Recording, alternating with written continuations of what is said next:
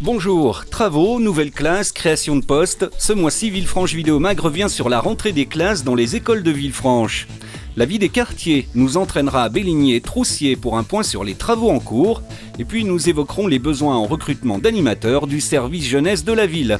Villefranche Vidéo Mag, c'est tout de suite.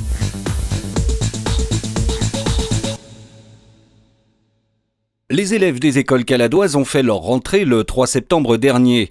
Nous sommes allés demander à Pascal Brissot, inspecteur de l'éducation nationale à Villefranche, quelles étaient les principales nouveautés en termes de dispositifs et de personnel pour cette rentrée. 14 écoles sont gérées par la municipalité de Villefranche-sur-Saône, ce qui représente un total de 2600 élèves et que 12 de ces 14 écoles appartiennent à l'éducation prioritaire. Je crois que c'est un point important à signaler.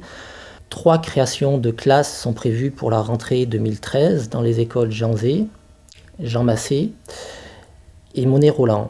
6 postes supplémentaires, 6 enseignants supplémentaires dans les écoles de l'éducation prioritaire de Villefranche. C'est un personnel qui est destiné à consolider le dispositif pédagogique auprès de ces écoles. Et il me semble que c'est un point à relever et que ça participera grandement au confort d'enseignement et à la qualité des apprentissages réalisés par les élèves.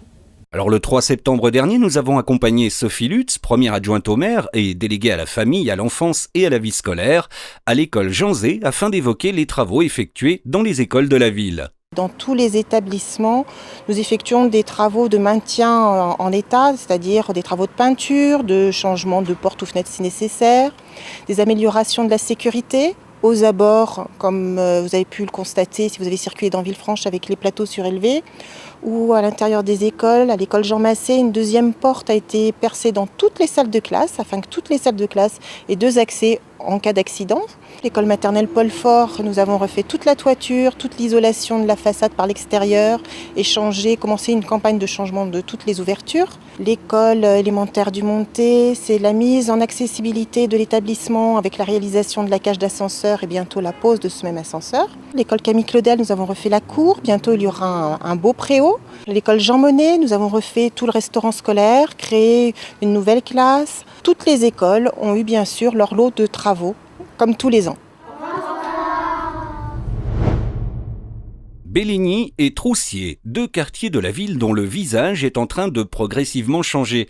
L'occasion de faire le point sur les travaux avec Thomas Ravier, adjoint délégué à la cohésion sociale et à la vie des quartiers. On est donc ici devant la maison des familles de Béligny, qui est un lieu important, c'est la jonction à la fois pour les quartiers de Béligny mais aussi le reste de la ville. C'est une salle utilisée par tous les Caladois pour les fêtes familiales, sportives, associatives.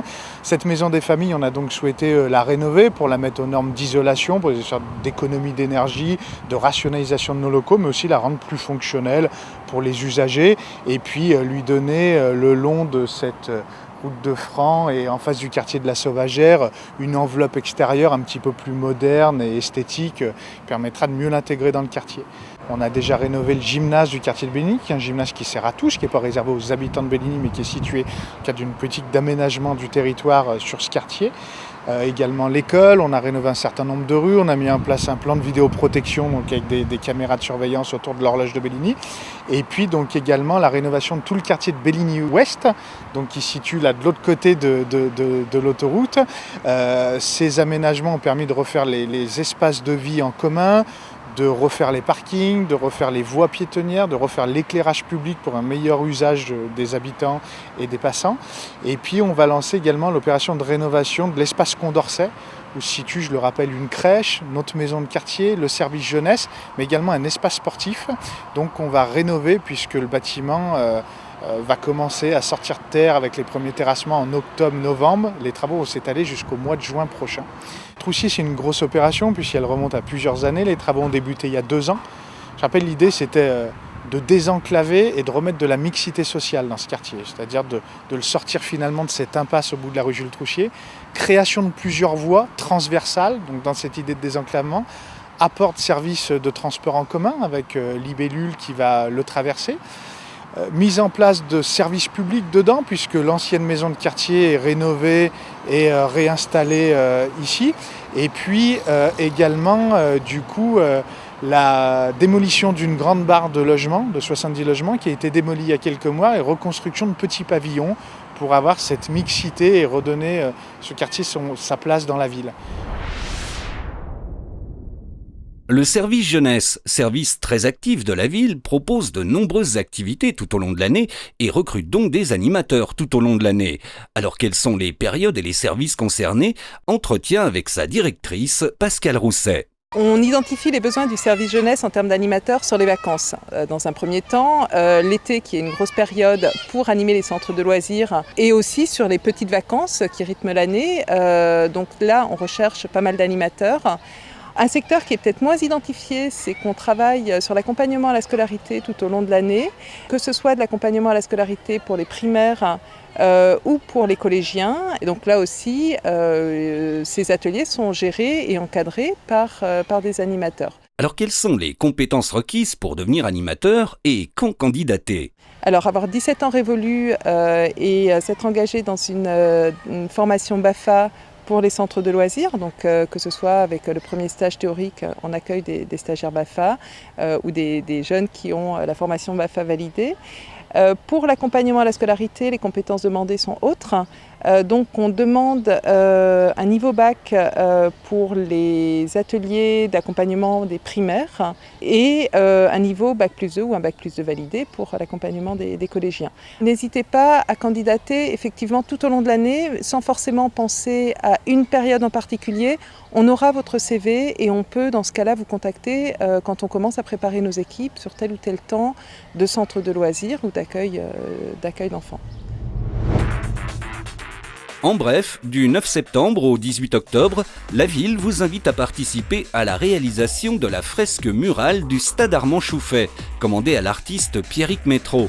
Que vous soyez débutant ou peintre confirmé, l'artiste vous proposera de mettre en couleur l'un des motifs de cette œuvre qui au final mesurera 140 mètres de long et 2,30 mètres de haut. Pour plus de renseignements et pour vous inscrire, appelez le 04 74 62 71 20.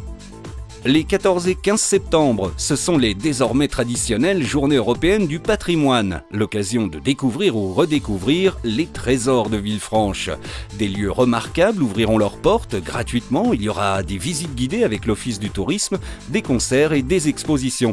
Alors justement, ce sera la dernière occasion de découvrir l'exposition Point de repère au musée Paul Digny qui s'achève le 15 septembre. Le musée sera ouvert gratuitement pour les Journées européennes du patrimoine de 10h à 12h30 et de 14h30 à 18h. Enfin, la nouvelle saison du Théâtre de Villefranche démarre ce mois-ci. L'équipe du Centre culturel propose cette année pas moins de 55 spectacles de théâtre, de musique, de danse et de cirque à partager et à découvrir en famille. Priorité est donnée à la création et à l'exigence artistique au cœur d'une programmation foisonnante et accessible à tous. À retenir aussi le festival Nouvelle Voix en novembre et puis les concerts sandwich tout au long de la saison. Premier rendez-vous avec l'excentrique et talentueux pianiste Chili Gonzalez le 24 septembre. Merci d'avoir suivi notre vidéo mag et rendez-vous le mois prochain pour plus d'infos sur votre ville.